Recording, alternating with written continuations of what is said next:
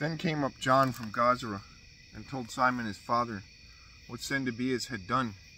Wherefore Simon called his two eldest sons, Judas and John, and said unto them, I and my brethren and my father's house have ever from my youth unto this day fought against the enemies of Israel.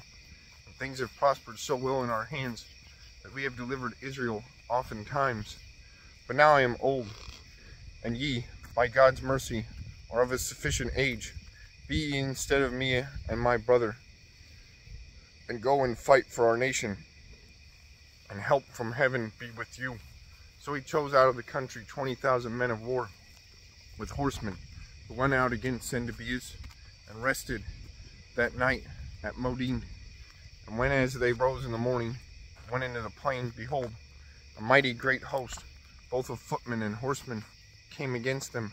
Howbeit there was a water brook betwixt them. So he and his people pitched over against them. And when he saw that the people were afraid to go over the water brook, he went first over himself. And then the men, seeing him, passed through after him. That done, he divided his men, and set the horsemen in the midst of the footmen, for the enemy's horsemen were very many.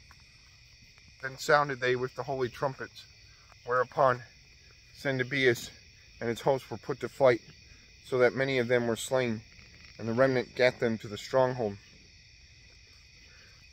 At that time was Judas, John's brother, wounded, but John still followed after them, until he came to Cedron, which Sendebeus had built.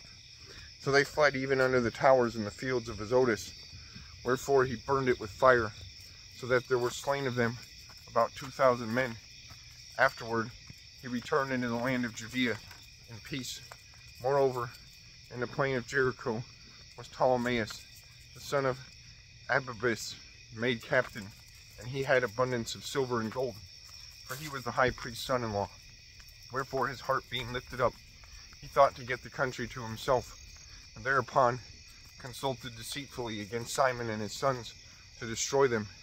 Now Simon was visiting the cities that were in the country, taking care for the good ordering of them, at which time he came down himself to Jericho with his sons, Mattathias and Judas, in the 117th year, in the 11th month, called Sabbat, where the son of Abibus, receiving them deceitfully into a little hold, called Docus, which he had built, made them a great banquet, howbeit he had hid men there.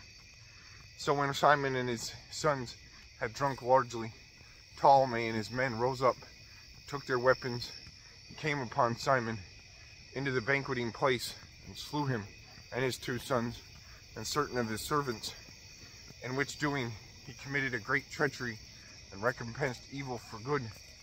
Then Ptolemy wrote these things, and sent to the king, that he should send him in hosts to aid him, and he would deliver him the country and cities. He sent others also to Gaza to kill John, and unto the tribunes he sent letters to come unto him, that he might give them silver and gold and rewards. And others he sent to take to Jerusalem and the mountain of the temple. Now one had run afore to Gaza, and told John his father and brethren were slain. And quoth he, Ptolemy hath sent to slay thee also. Hereof, when we heard, he was sore astonished. So he laid hands on them that were come to destroy him, and slew them, for he knew that they sought to make him all away. As concerning the rest of the acts of John, and his wars and worthy deeds which he did, and the building of the walls which he made, and his doings, behold, these are written in the chronicles of the priesthood, from the time he was made high priest after his father.